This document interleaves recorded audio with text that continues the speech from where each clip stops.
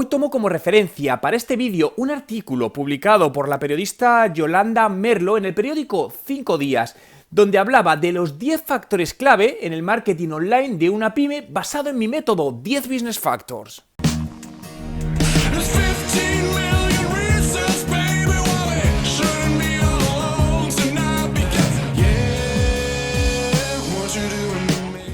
¿Qué tal? Mi nombre es Juan Merodio y bienvenido a un nuevo vídeo. Si es tu primera vez y quieres aprender todos los trucos sobre marketing digital y cómo ser un emprendedor de éxito, comienza ahora mismo suscribiéndote a mi canal para no perderte ninguno de los vídeos que publico a diario. La proliferación de las ventas online ha cambiado por completo los hábitos de los consumidores y las antiguas estrategias de marketing pues ya no son suficientes para llegar a conquistarles.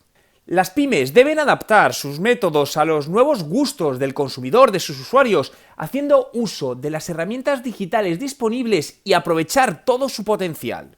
Internet es el mayor escaparate de clientes y ventas que tenemos, esto no hay ninguna duda, ¿no? Por ello, voy a resumir los 10 factores clave. El primero es la web, donde es necesario elegir el tipo de web que más se adecua para cada tipo de negocio, ya que no todas las webs valen para todos los negocios. Es importante trabajar la personalización de los contenidos y conocer las herramientas que nos van a permitir gestionarla con eficacia. 2. Contenido.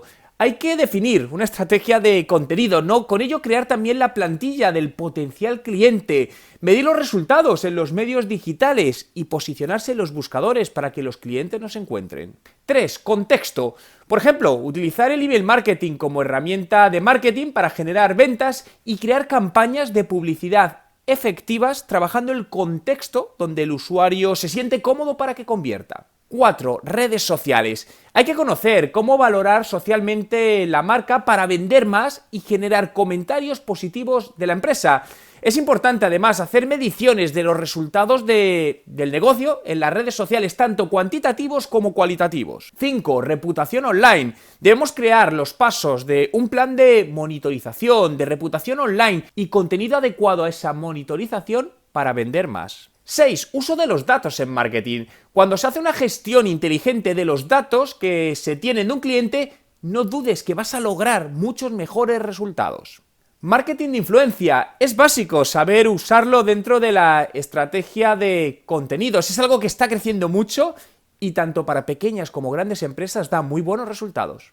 Marketing móvil. La intervención del teléfono móvil, ¿no? En el proceso de compra es básico, ¿no? En el proceso de información, por lo que se debe trabajar en una compatibilidad total con estos dispositivos que responda a las necesidades de los consumidores y debemos dedicar tiempo y esfuerzo a crear contenido exclusivo para móvil. Endomarketing, trabajar y gestionar la importancia de la marca personal en la empresa, qué es y cómo aplicarla, te ayudará a darle más forma, ¿no? Y más presencia digital a tu negocio. Geomarketing 2.0.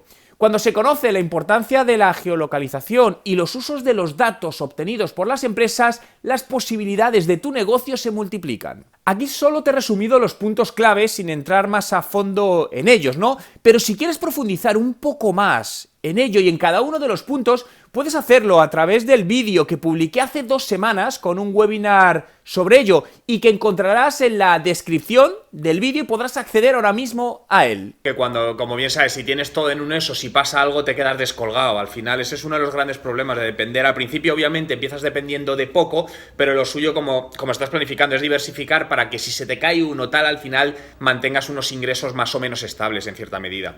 ¿Cómo quieres que lo abordemos? Vamos revisando si quieres el documento, porque yo he ido haciendo apuntes y tal y cual, cosas que he visto, pero ¿cómo quieres hacerlo? Vamos revisando el documento paso a paso, nos vamos directamente a las preguntas, como tú quieres, yo me he visto todo, ¿eh? Pero, ¿por qué no ir a un plano medio? Es decir, otra de las personas que comentabas en el estudio de mercado, que es bastante potente, él tiene la marca y luego la marca corporativa, pero luego trabaja con su marca personal también, está jugando a la dualidad. Entonces puede ser ir por ese lado, porque no pasa nada, convierte eso en una fortaleza. Ese desconocimiento les lleva a un miedo y ese miedo les lleva a no contratar algo, sobre todo porque no quieren exponer en público ese miedo. Entonces eso puede afectar a tu negocio. Entonces de alguna manera un poquito más suave, cuando vas uno con ellos, ¿sabes? Si les ayudas, les vas quitando ese miedo y eso te repercute en positivo a ti. Es que lo primero que tienes que resolver ahí es cuál quieres que sea tu negocio, porque son negocios distintos.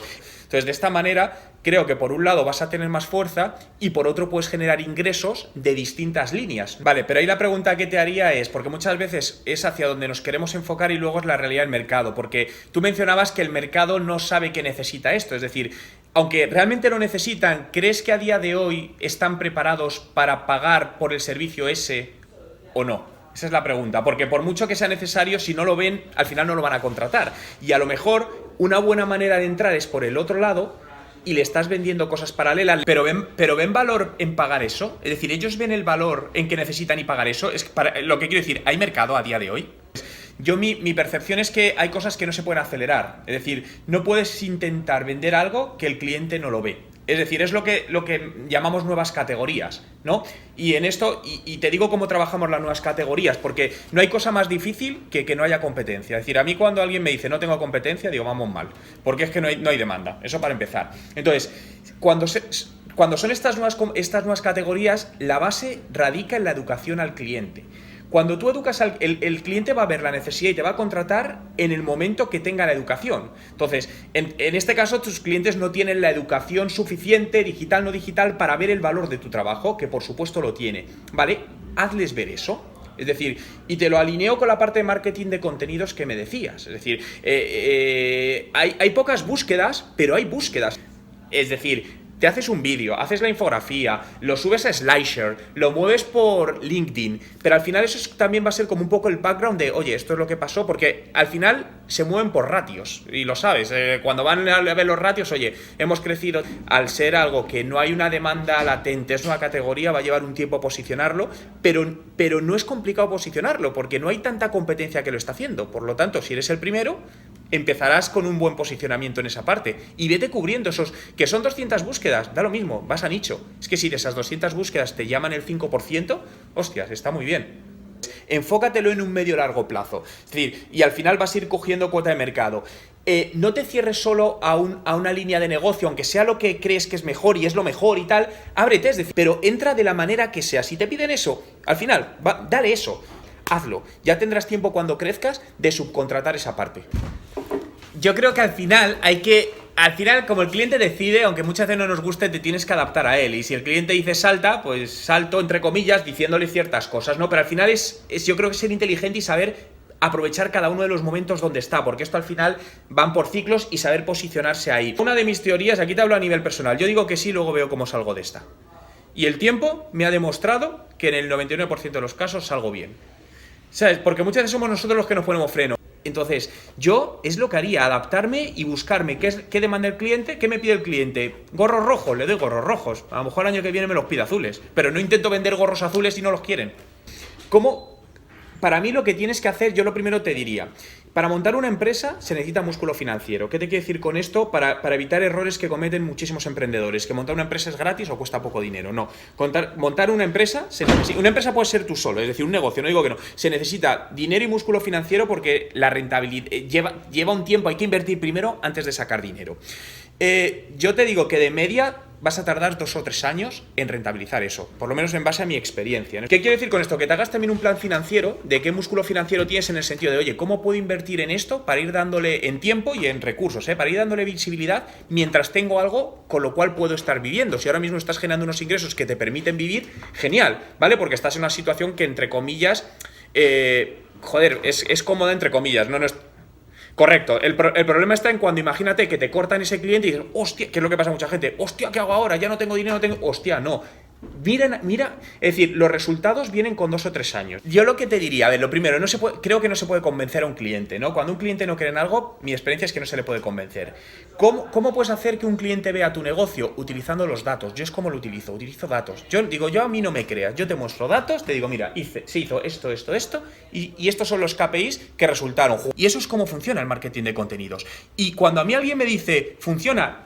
Te lo digo, y funciona con empresas porque lo he hecho, lo he demostrado. Lo que pasa que hay que hacer ciertas cosas, hay que invertir tiempo y dinero en hacerlo y hay que ser paciente porque esto lleva tiempo y cada vez era más fácil hace 10 años que ahora porque el mercado está más complejo, ¿no? Hay más competencia. Pero si lo haces funciona, regala contenido, haz vídeos, hazte un blog con V en YouTube convierte en comunicación todo tu trabajo diario. ¿Qué haces? Conviértelo en comunicación. Yo creo que sobre todo tu modelo de negocio también se va construyendo sobre la marcha. Es decir, yo creo en la planificación, pero creo sobre todo en no planificar demasiado e ir corrigiendo sobre la marcha. Porque al final se gasta mucho tiempo en planificar y luego no coincide nada. Entonces, haz y sobre la marcha, diré, hostia, pues ahora he hecho esto y a la gente parece que cuando le digo esto le funciona. Pero sobre todo, algo que puedes hacer también es jugar un poco con hacer una comparativa con tu modelo, que podemos llamar un modelo no tradicional, con el modelo tradicional. Quiero conocer tu opinión, por lo que déjame en los comentarios con el hashtag marketing online si echas en falta algún factor para el marketing online de una pyme. Entre todos los comentarios de los vídeos del mes sortearé mi curso online de estrategia de marketing digital. Si te ha gustado este vídeo, dale a me gusta. Si quieres que siga haciendo más vídeos como este, no olvides suscribirte a mi canal. Y si quieres más información, aprender más del marketing de contenidos, puedes descargarte ahora mismo, también desde la descripción del vídeo, mi último ebook sobre marketing de contenidos.